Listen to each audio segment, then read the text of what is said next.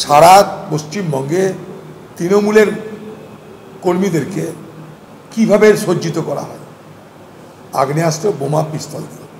তো স্বাভাবিকভাবে তৃণমূলের কর্মীদের ঘরে, তৃণমূলের যারা এলাকার নেতা মস্তান, তাদের ঘরে আপনি তো রবীন্দ্রনাথের বই পাবেন না, স্বামী বিবেকানন্দের বইও পাবেন না, তাদের ঘরে আপনি বোমা পিস্তল পাবেন, তাই পাচ্ছেন। আর গোষ্ঠীদ্বন্দ্বের গোটা তৃণমূল দলের গোষ্ঠীদ্বন্দ্ব গোটা তৃণমূল দলকে আক্রান্ত করেছে। তৃণমূল দলে যে গোষ্ঠীদ্বন্দ্বের ক্যান্সার শুরু হয়েছে, গোষ্ঠীদ্বন্দ্বের ক্যান্সারে তৃণমূল দল আগামী দিনে অ্যান্সার হারা হয়ে যাবে। তৃণমূল দলের কাছে অ্যান্সার থাকবে না।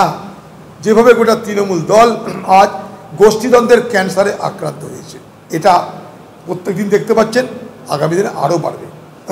তৃণমূলের এখন লুট করে খাবার জন্য বিস্তীর্ণ প্রান্তর পড়ে আছে। বিরোধী নাই, কোথায় যাবে? নিজেদের মধ্যে মারামারি করতে হবে। তাই তৃণমূল দলের মুসল পর্ব দেখতে পাচ্ছেন আপনারা।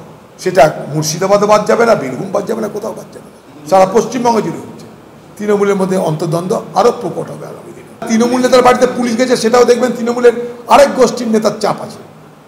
তৃণমূলে যারা একটা গোষ্ঠী যারা ক্ষমতা ভোগ করে, তারা এখন তাদের দলের আরেকটা গোষ্ঠীকে টাইট করবে কি করে?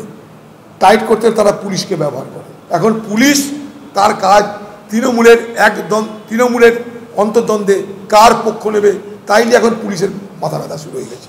কারণ প্রদীপ দত্ত যে খুন হলো, তৃণমূলের অন্তর্দ্বন্দ্বের খুন। তৃণমূলের দুটো ওপারের নেতা, সেই দুই নেতা, এক পরিবারের দুই নেতা, সেই দুই নেতার মধ্যে দ্বন্দ্বের শিকার প্রদীপ দত্ত।